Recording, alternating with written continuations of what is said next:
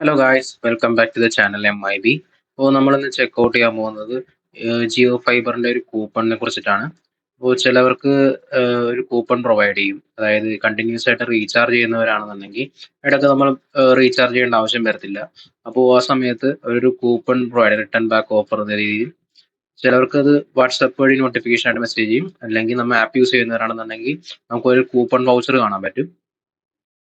ഇതെനിക്കിപ്പോൾ വാട്സാപ്പിൽ ഒരു നോട്ടിഫിക്കേഷൻ തന്നേക്കുന്നതാണ്.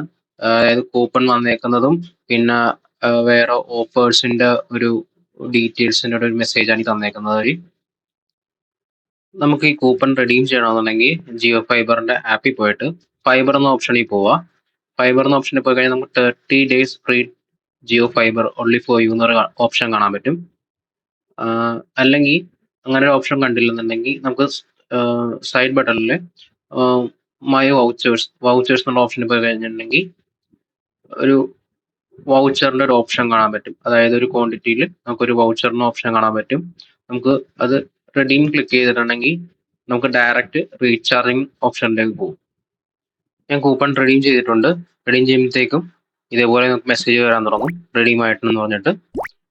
അതുപോലെ തന്നെ നമുക്ക് ബാക്ക് മെനുവിലേക്ക് പോയി കഴിയുമ്പോഴത്തേക്കും നമ്മുടെ മെയിൻ മെനുവിൽ നമ്മുടെ ബാലൻസ് ഡാറ്റ കാണിക്കാൻ പറ്റും.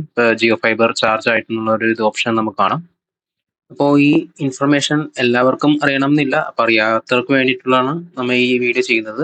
അപ്പോൾ നമ്മുടെ വീഡിയോ ഇഷ്ടപ്പെട്ടാൽ ലൈക്ക് ചെയ്യുക, നമ്മുടെ ചാനൽ സബ്സ്ക്രൈബ് ചെയ്യുക, അതുപോലെ തന്നെ നമ്മൾ സപ്പോർട്ട് ചെയ്യുക. അപ്പോൾ വീണ്ടും ഒരു വീഡിയോ വരാം. ബൈ.